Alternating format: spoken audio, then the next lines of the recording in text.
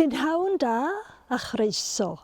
Gwenfron o Gwen Jones ydw i, llywydd sasiwn chwiorydd y Gogledd. A braint a hyfrydwch i mi heddiw wedi cael eich croesawu i gyd i gricedd, lle bendigedig i fod ynddo'n enwedig yr amser yma'r flwyddyn pe mae'r haul yn trywynnu. Croeso felly i chi. Croeso arbennig i'r siaradwraig, sef Mererid Hopwood, da chi gyd yn ei hadnabod neu yn gwybod amdani beth bynnag. Gobeithio bydd y diwrnod yma yn un llwyddiannus o dan yr amgylchiadau rydyn ni gyd yn gorfod byw ynddo ar y funud. Mae chwiorydd cricedd wedi bod yn brysur am llawer o fisoedd erbyn hyn yn paratoi ar ein cyfer. A gobeithio bydd bendith Iesu a Duw ar y sasiwn yn ystod y dydd. Ac pawb sy'n cymeryd rhan hefyd. Gobeithio fydd popeth yn mynd yn esmwyth, gan fawr obeithio bydd y sasiwn falle flwyddyn nesaf, rhywbeth yn debyg i'r sasiwn da ni'n arfer ei gael bob blwyddyn. Ond dan yr amgylchiadau gwnawn yn fawr ohono, a bydd Duw gyda ni a rhoi sel ei fendith ar y sasiwn heddiw, ac ar bawb sy'n cymeryd rhan. Diolch yn fawr iawn i chi gyd. Mwynhewch y diwrnod a phob bendith a Duw a fo gyda chwi. Wel, Christine Hodgins dwi, llawydd newydd pwyllgor ar is chwiorydd. Dwi'n byw ym Mhen ar Lag ar hyn o bryd, yn Sir Fflint, ond symudon ni o'r de 2 flynedd nôl. Felly dwi'n gwybod rhywbeth am y de, a tipyn bach am y Gogledd hefyd. A dwi'n hapus i ddweud croeso i chi gyd o bob rhan o Gymru. Dwi wedi bod yn ymarfer fy Nghymraeg, felly gobeithio eich bod chi'n ddeall beth dwi'n trio dweud wrthoch chi heddiw. Croeso i'r oedfa heddiw. Mae'n braf iawn cael eich cwmni, a braf iawn i groesawu chi fod gyda gilydd. So ni wedi gweld ein gilydd ers amser hir, felly mae'n dda i gael eich chwmni ar-lein, fel na mae hi. Dwi'n caru'r thym ar am y blwyddyn yma, my fi yw'r bugail da. Does dim yn unlle arall i fod yn saff ac yn ddiogel, dim ond yn y gorlan gyda'r ceidwad. Yn enwedig nawr, pan dyn ni'n byw mewn amseraudd anodd ac estron. Dyn ni'n gweddio am fendith Duw wrth i ni heddiw ac yn y dyfodol, achos dyn ni'n cofio geiriau, my fi yw'r bugail da, sydd rhoddi ei einios dros y defaid. Diolch. Braint mawr i fi yw cael cyflwyno y thema am y flwyddyn. Y llyfr sydd yn croniclo'r hyn da ni wedi geisio ei wneud ar hyd y misoedd diwetha. Y bugail da, my fi yw'r bugail da, yw'r thema. A ddaru ni ddewis y thema cyn i ni sylweddoli yn bod ni'n mynd i fewn i gyfnod lle o'n ni angen yn bugeilio. A mae'n thema hynod y gyfoethog sydd wedi'n cyffwrdd ni wrth i ni baratoi'r deunydd, a da ni'n gobeithio bydd o fydd i bawb fydd yn defnyddio'r llyfryn. Yn y llyfryn fel arfer mae gennym ni wasanaeth llawn, mae gennym ni wasanaethau hefyd ar gyfer cyfnodau o'r flwyddyn, a mae yna CD i'w gael i fynd efo'r heini. Mae yna astudiaethau, mae yna gynllun darllen misol, mae yna emynau sy'n ymwneud â thema'r bugail da.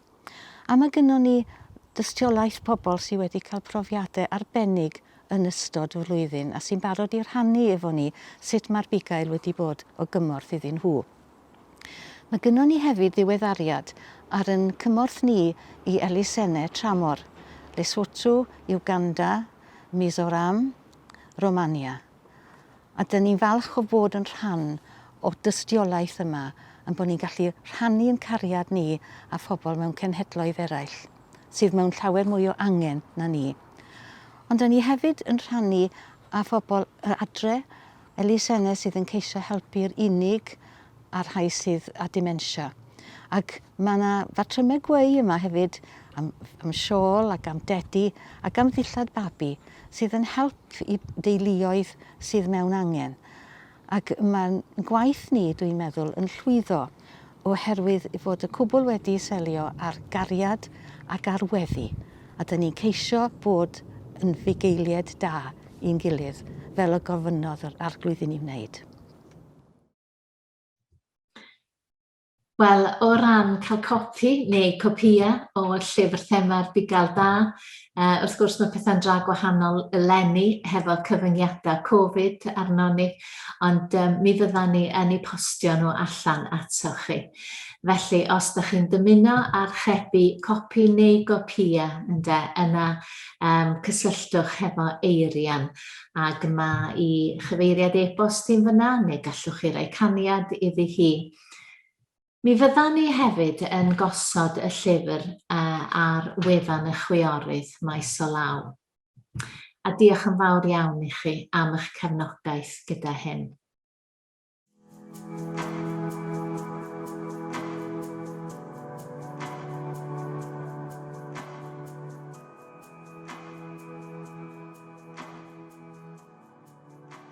Mae Llywodraeth Lesotho wedi bod yn eitha llym ac wedi llwyddo i raddau cadw pen ar yr epidemig, ond wrth gwrs gyda Africa drws nesaf lot o mynd a dod, mae yna lu o achosion yn curo ar y drws ac mae yna rolling lockdowns, mae cyfnodau clo wedi bod yn eitha cyson yn Lesotho wrth i'r Llywodraeth ymateb. Wrth gwrs mae cael lawr unrhyw gwlad tlawd gyda oblygiadau mawr lle mae pobl teuluoedd yn dibynnu o ddydd i ddydd i'r hyn maen nhw'n gallu ennill. A does dim llawer o cynilion, does dim llawer o bwydydd wrth gefn. Maen nhw'n byw ar friwsion ar y gorau ac pan mae'r economi yn dod i stop, fedrwch chi dychmygu'r anhawster mae hyn yn codi, yn enwedig i'r teuluoedd plota, y rai heb fawr wrth gefn.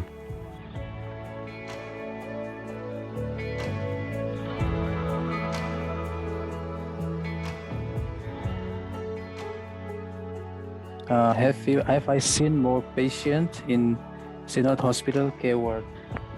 Yes, obviously. That was during March 22nd, I think. The total lockdown has started in Mizoram and India as well.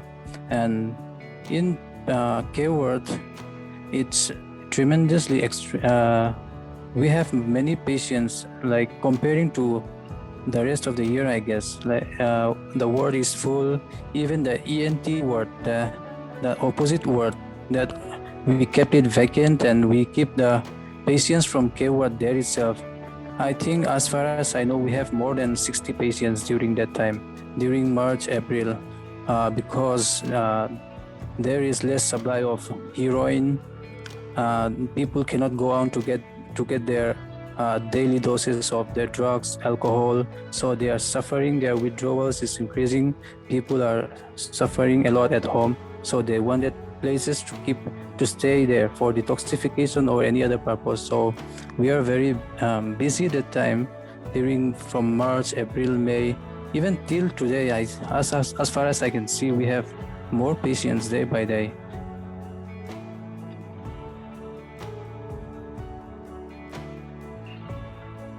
Haia, yna fi di gwawr a dwi wedi sgwennu erthigl i llyfr y bugail da blwyddyn yma. Dwi wedi sgwennu amdan profiad fi o gwirfoddoli hefo 2 elusen tra byw yn Llundain. Un o'r elusennau ydy A21. Nes i ddod i nabod nhw cwpl o flynyddoedd yn dôl achos Christine Kane sydd wedi dechrau yr elusen. 10 blwyddyn yn dôl rwan, ac beth ni'n neud ydy codi ymwybyddiaeth ac helpu supportio pobl sy'n victims o caethweisiad. A dwi hefyd yn helpu hefo elusen ar enw Teima sy'n gweithio efo merched yn Westminster yn Llundain sydd o fewn y diwydiant rhyw. A beth ni'n neud ydy, dyn ni'n dod i nabod nhw, dyn ni'n supportio nhw mewn ffordd emosiynol, iechyd nhw, ysbrydol, a dyn ni hefyd eisiau helpu nhw i ddod allan o'r diwydiant maen nhw'n stuck mewn. A pan nes i ddod yn Gristion, dwi wedi profi cariad Iesu, ac dyn ni wedi cael ein galw gan y Bugail Da i garu'n cymysg. Felly dwi eisiau pobl profi y cariad dwi wedi cael profi gan Iesu. A dyn ni gyd wedi cael ein creu yn hafel, ond achos y cwymp, yn anffodus, mae yna waith tywyll drwg yn digwydd o fewn bywyd y pobl. Felly dyn ni wedi cael ein galw i fod yn ola ac i ddod â pobl i nabod Iesu a byw y bywyd maen nhw fod wedi cael ei profi. Helo, Heledd sy yma o elusen Baby Basics Dyffryn Clwyd.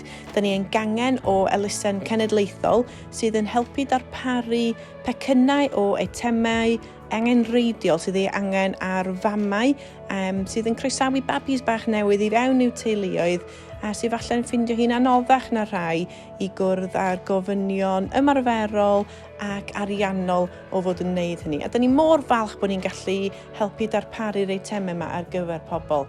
Dyn ni hefyd mor ddiolchgar o'r holl gefnogaeth a chymorth dyn ni wedi cael hyd yn hyn, boed hynny yn gyfraniadau o ddillad, blancedi, eitemau babis eraill, pobl yn prynu stwff molchi a cewynau ni, neu eraill yn cynnig gwaith llaw megis cardigans wedi crwsio neu gweu neu blancedi. Os ydych chi'n hoffi bod yn rhan o'r gwaith neu cefnogi ni mewn rhyw ffordd, mae croeso mawr i chi gysylltu efo fi. Diolch yn fawr i chi.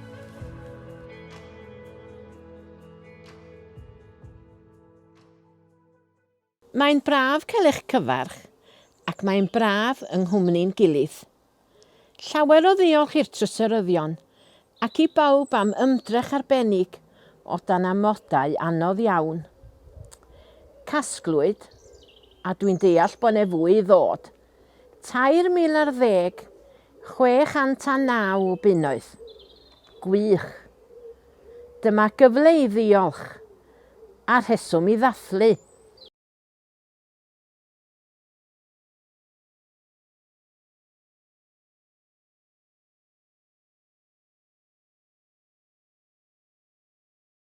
Gweddi Paul dros y Philipiaid. Byddaf yn diolch i'n Duw bob tro byddaf yn cofio amdanoch, a phob amser ym mhob un o'm gweddiau dros bob un ohonoch. Yr wyf yn gweddio gyda llawenydd. Diolch y byddaf am eich partneriaeth yn yr Efengyl o'r dydd cyntaf hyd yn awr. Ac yr wyf yn sicr o hyn y bydd hwn a ddechreuodd waith da ynoch ei gwblhau erbyn dydd Crist Iesu. Felly mae'n iawn i mi deimlo hyn amdanoch i gyd, am fy mod mor hoff ohonoch, ac am eich bod i gyd yn cyfrannogi o'r fraint sy'n dod i'm rhan, pan fyddaf yn yngharchar yn ogystal a phan fyddaf yn amddiffyn yr Efengyl neu yn ei chadarnhau. Oblygid y mae Dyw'n dyst i mi, gymaint yr wyf yn hiraethu, a deheuad Crist Iesu ei hun am bawb ohonoch.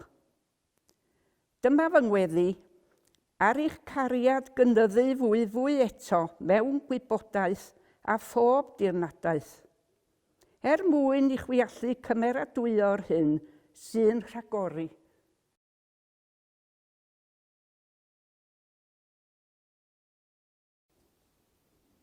Gweddiwn. Diolch a wnawn ninnau hefyd ein tad, ac ein bod ar wasgar, yr ydym ynghyd yn ein diolch am dathlu. Yr ydym yn diolch mewn llawenydd, am dy eglwys liwgar, fyd-eang, a ninnau heddiw yng nghanol yr addoli a'r dathlu. Yr ydym yn diolch mae bobl y Pasg a'r Pentecost ydym, a bod mwy o dyfu nac o grebachu ar dy eglwys drwy'r byd. Yr ydym yn diolch wedi blwyddyn o bryder ac ofnau, wrth weld Covid yn bylchu teuluoedd, cymunedau a chenhedloedd. Ein bod bellach wedi dod drwy'r gaeaf i warnwyn a gobaith. Ac rydym yn diolch am y rhai fi'n arbed bywydau a rhai fi'n chwilio am frechlyn rhag yr haint ac yn llwyddo i gyflawni hynny.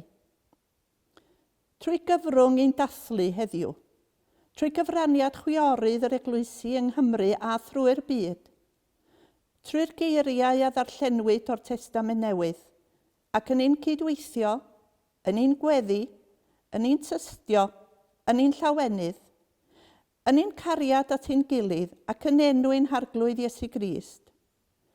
Rhoddwn i ti, o Dduw, ein dathlu, ein cenhadaeth ac ymrwymiad ein bywyd i'w ddilyn ef. Amen.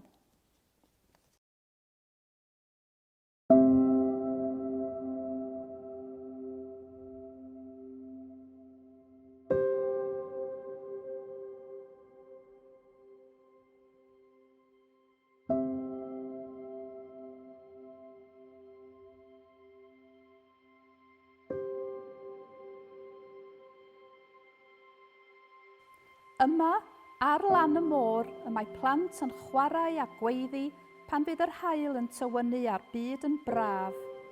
Yma, ar adegau eraill, mae'r traeth yn wag ac oer, a'r tonnau yn hyrddio tros lwybr diogel cerddwyr y prom. Yma, ers blynyddoedd lawer, mae baner cenhadaeth y traeth yn dod yn ei thymor i'n hatgoffa o du a'r dywod yn disgyn, a thu ar graig fel y castell gerllaw yn fan diogel a chadarn. Ac yma heddiw fe gofiwn bod y môr a'i dreithau yn rhan o'n hanes. Treithau yr hwylio a'r mentro yn llyfr yr actau i gario'r efengil o draeth i draeth ar draws y byd. Treithau bychain llun ac eifionydd a gludau'r saint yn oes dewi i groesi peryglon y môr yn ei cychod bregus, i Iwerddon a'r Alban, a'r rhai a ddaeth o Lydaw wedi croesi tir a môr o Jerusalem y Pasg. Treithau fi'n gwireddu galwad i gyhoeddi yr efengil, dysgu plant a gweini mewn ysbytau ar dreithau dieithr India, Madagascar a China. A heddiw, mae llawer o sôn am dreithau yn Affrica a Jamaica. Fi'n fannau gwerthu a phrynu mamau a thadau a phlant yn marchnad rhyngwladol Caethweision gynt. A heddiw, mae traethau ble mae ffoduriau byd yn ceisio eu cyrraedd mwyn lloches ac y tlodi a'r trais sydd yn chwalu y cymunedau, dinistrio bywydau gan adael mannau o ddoli yn adfeilion, a ddolwyr ar ffô a thlodion ar wasgar. Heddiw mae traethau haf yn draethau golchi cyrff plant a'i mamau ar dywod melyn a chreigiau peryglus. A heddiw hefyd, yn eifionydd, mae yma gapel y traeth a chwch o'i flaen ple mae'n hawdd dychmygu Iesu a'i ddisgyblion ar lan môr Galilea. Yma bu galw'r disgyblion a'i dysgu, a galw pysgotwyr i fod yn berthyron y ffydd ac yn gwmni llawen y ffordd, yn dysgu drwy stori am deyrnas a damhegion. Yna yn gynnar yn y bore ger y tân ar y traeth yn aros i'w croesawu, daeth Iesu o dywyllwch bedd ac o greulondeb i groesholiad i glywed un o bobl y Pasg yn dweud mewn rhyfeddod yr arglwydd yw, arglwydd y môr a'i draethau. Ac wedi blwyddyn dychryn a dinistr Covid-19 sydd wedi lledaenu o fôr i fôr ac i draethau stormus y nos, mae ei bresenoldeb ym mhob storm yn dod yn dawel, a'i eiriau yr wy fi gyda chwi.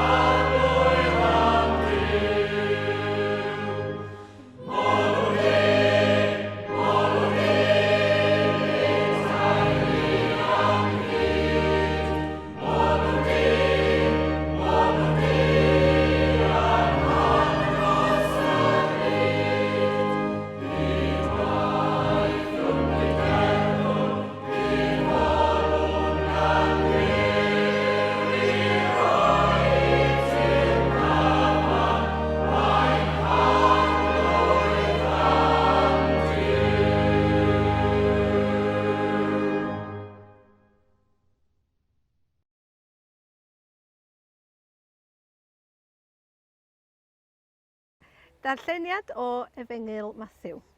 Pan glywodd Iesu fod Ioan wedi ei garcharu, gadawodd Jwdea mynd yn ôl i Galilea. Ond yn lle mynd i Nazareth, aeth i fyw i Capernaum, sydd ar lan y llyn yn ardal Sabilon a Naphtali. Felly, roedd beth y wedodd Duw drwy'r proffwyd Eseia dod yn wir. Tir Sabilon a thir Naphtali, sydd ar ffordd y môr, a'r ardal yr ochr draw i afon Iorddonen, hynny ydy Galilea, lle mae pobl o genhedloedd eraill yn byw.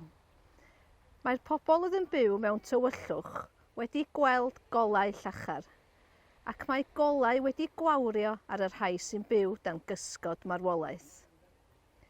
Dyna pryd y dechreuodd Iesu gyhoeddi ei neges. Trowch gefn ar bechod, achos mae'r un nefol yn dod i deyrnasu. Un tro roedd Iesu'n cerdded ar lan llyn Galilea a gwelodd ddau frawd.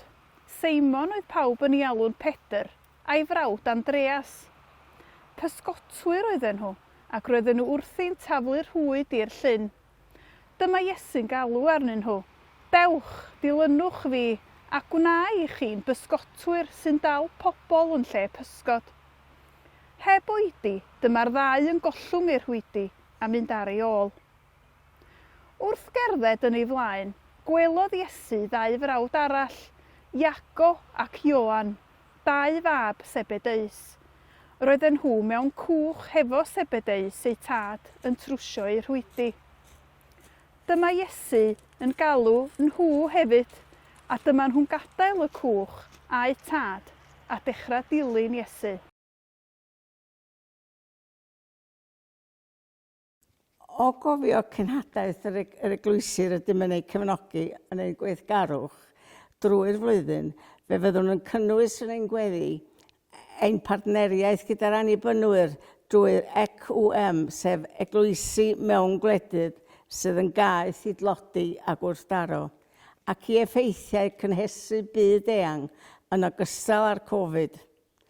Fe fyddwn yn cofio am y gwaith yn ein cymunedau difreintiedig ni yng Nghymru, a'n gwaith i hybu cymdeithas ac i rannu'r efengyl yn ein eglwysi. Fe fyddwn yn diolch am bawb sydd ynglyn â hyrwyddo gwaith y chwiorydd, ein swyddogion, Sera, Carys ac Eirian, a phob cymdeithas chwiorydd yn ein eglwysi, ac ym mhob eglwys arall.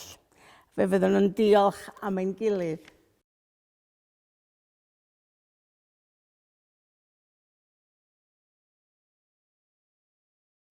Gweddiwn. O Dduw, drwy'r arian a gasglwn, a'r arian a rannwn, gwna ni yn galonogwyr i eraill sy'n tystio i'r efengyl, trwy ddoniau ac adnoddau sy'n ei meithrin yn y ffydd.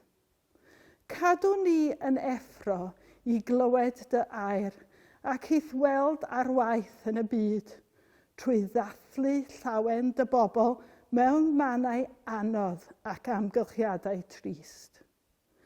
Gwna ni yn gyfryngau cyfiawnder a thosturi, yn ein hyddoli a'n hymgyrchu.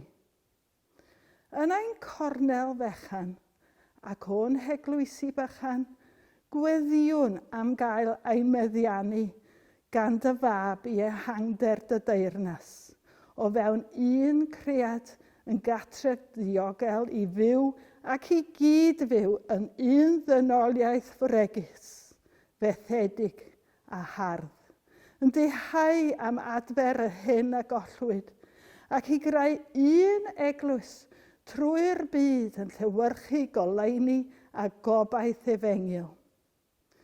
Disgyn ni gofio a gwerthfawrogi fod ein haddoli y rhan o foliant di-baid y bobl.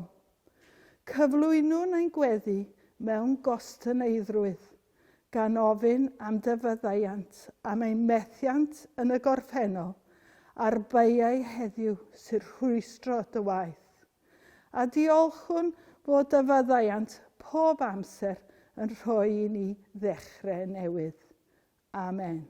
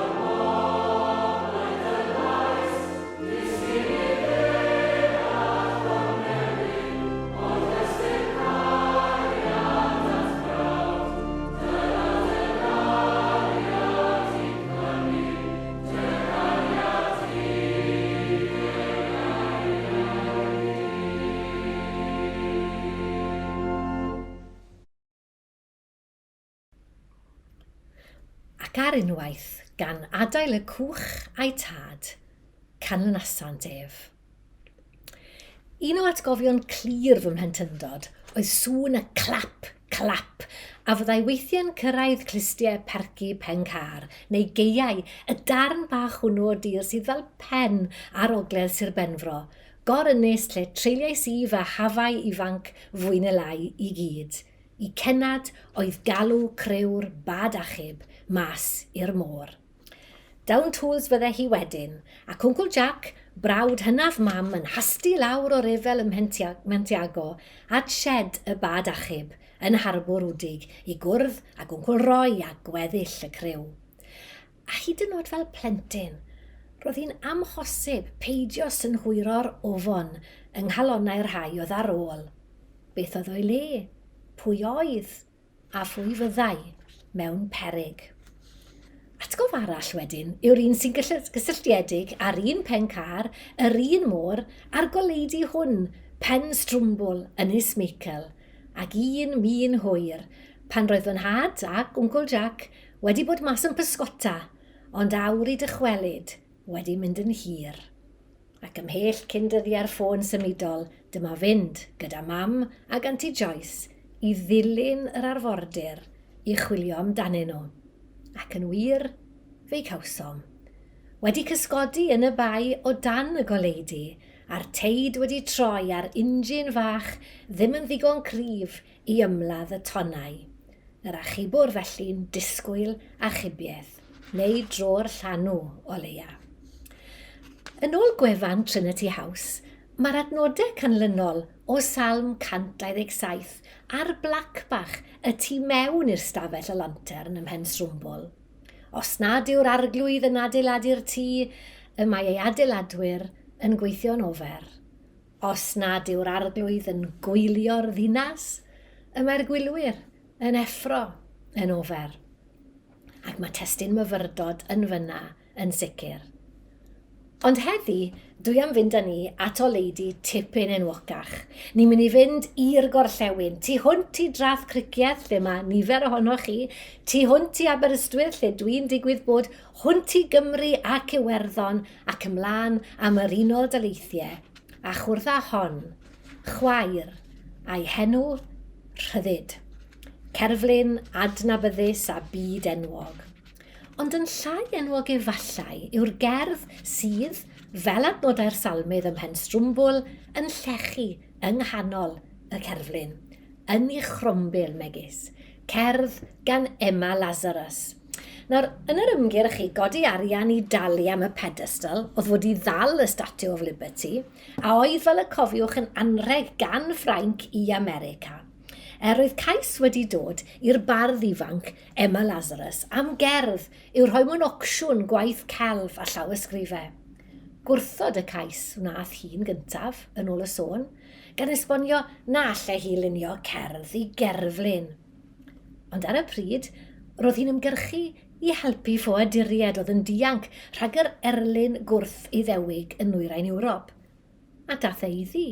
Y gallai ddefnyddio'r cyfle i fynegu i chi ymdeimlad â nhw drwy'r cerflun. A dyna sut y daeth y soned i fod. Y soned sydd yno hyd heddiw, The New Colossus.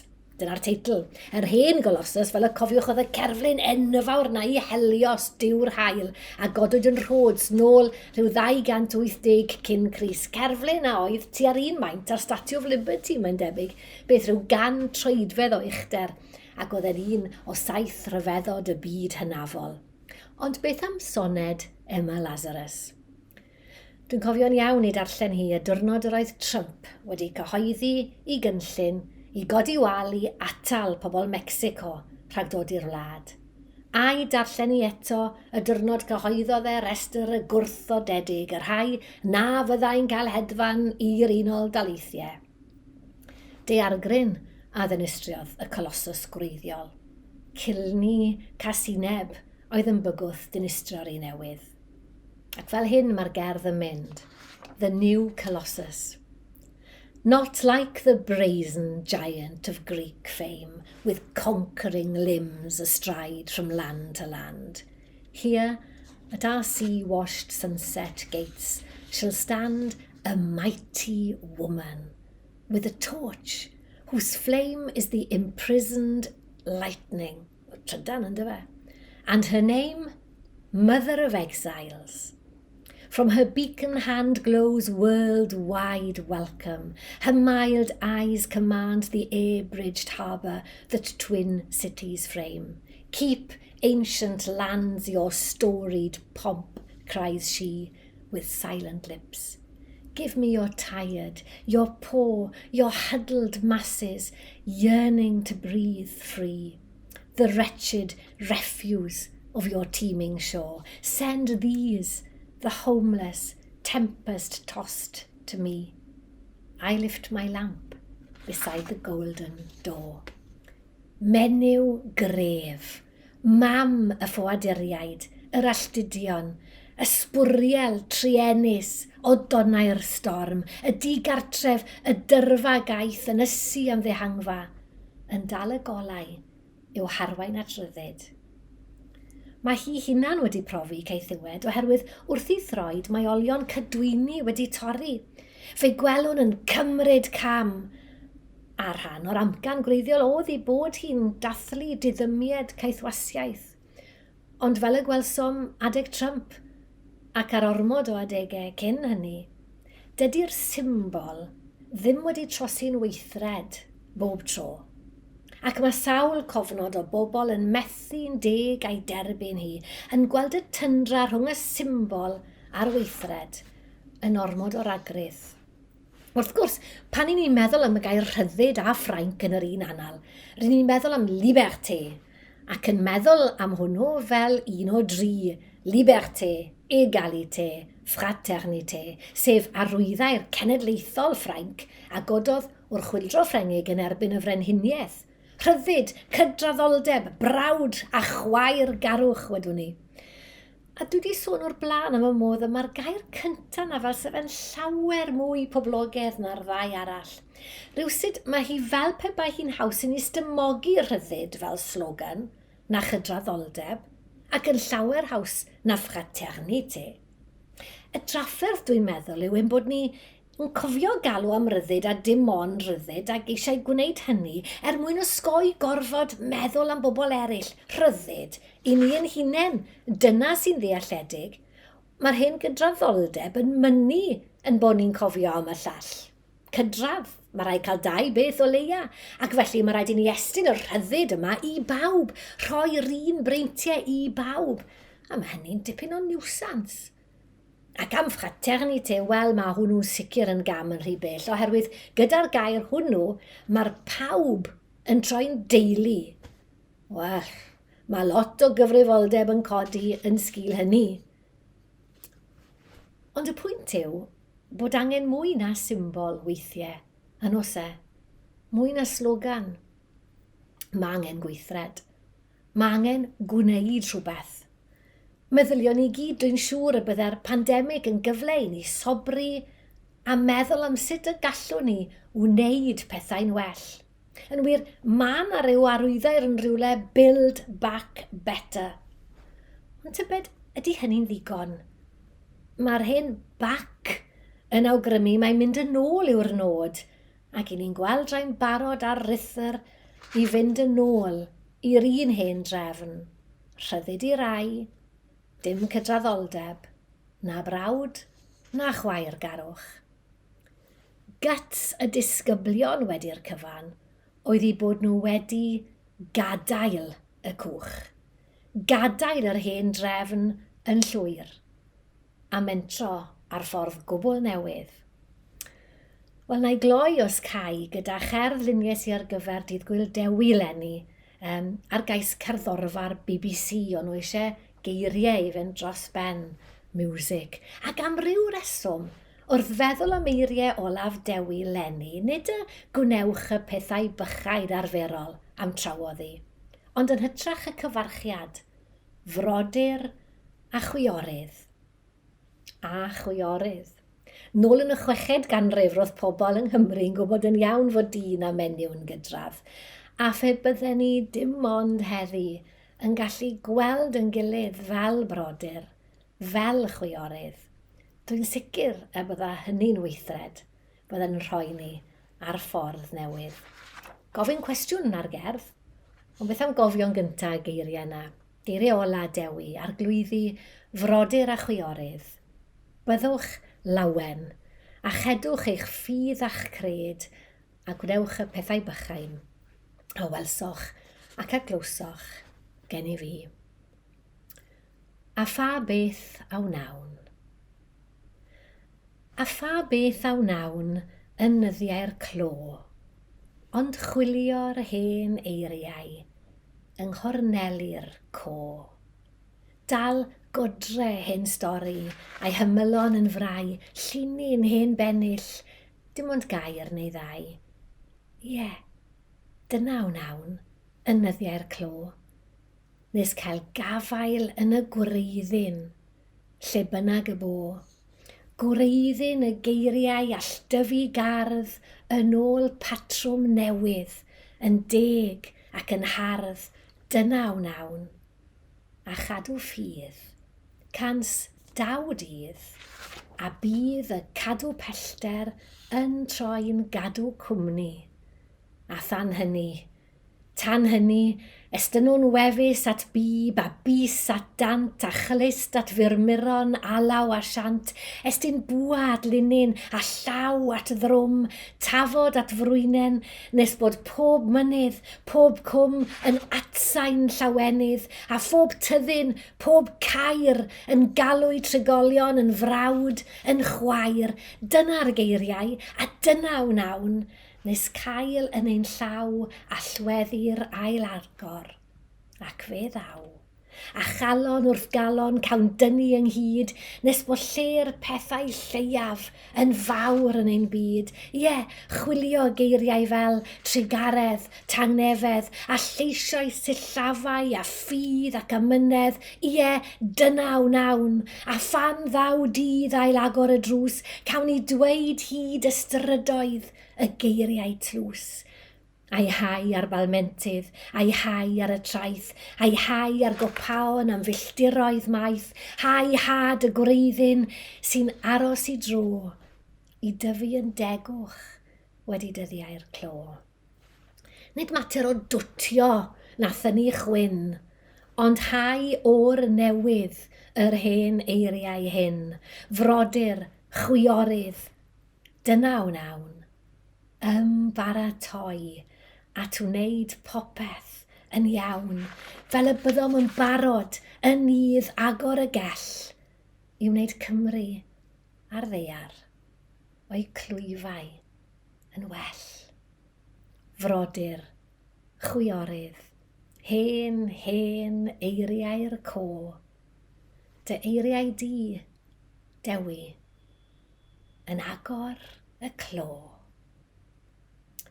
Mae gan y Statue of Liberty y chwiorydd yn llythrenol fethu mae copïau ohoni, rai yn Ffrainc.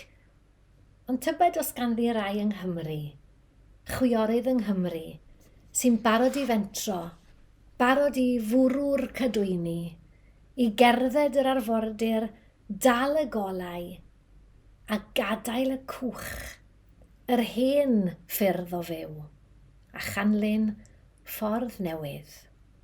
Tybed.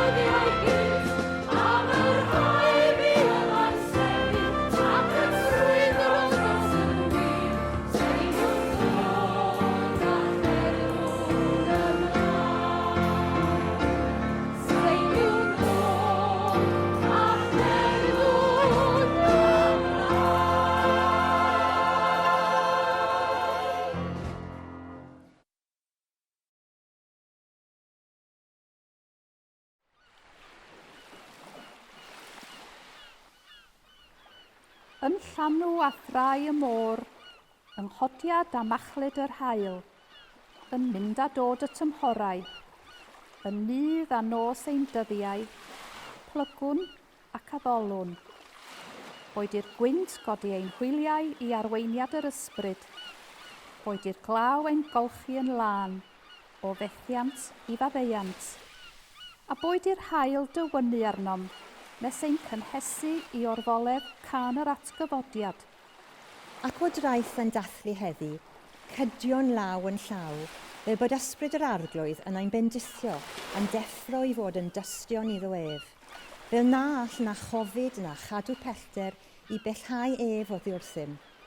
Ar draeth yn hyddoliad, a mae yn parhau i'n gwahodd i'w gwmni, mwyn i ni ymddiried yn yr un a'n harwain drwy ddyfroedd stormus y byd, sy'n llawn dryswch a thrystwch, oherwydd nac ofnwch meddai, yr wyf fi gyda chwi.